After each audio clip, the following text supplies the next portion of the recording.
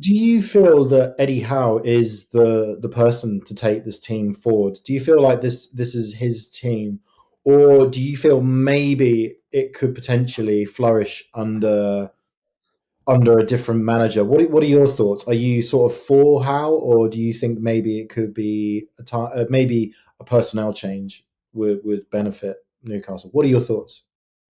I am very much for Eddie Howe.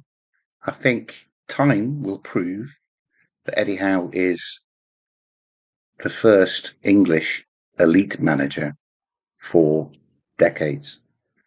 Eddie Howe has this ability to improve every player that he's working with. It's not just Eddie Howe, it's Jason Tindall and it's the rest of the coaching gang.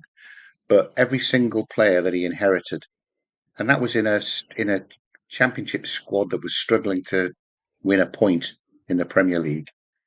More than half of the team is still those players. So the way he has brought Joe Linton on, the way Almiron and Murphy have completely overachieved from what we ever thought they could possibly do. Um, Up until Monday night, Fabian Schär looked like a world-class centre half, and he couldn't even get into Steve Bruce's team. So Eddie's got something about him which improves players.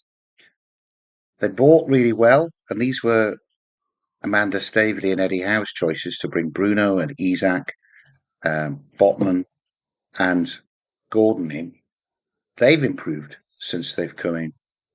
So Eddie is the one for me that we stick with. However, I will say what I think's uncertain.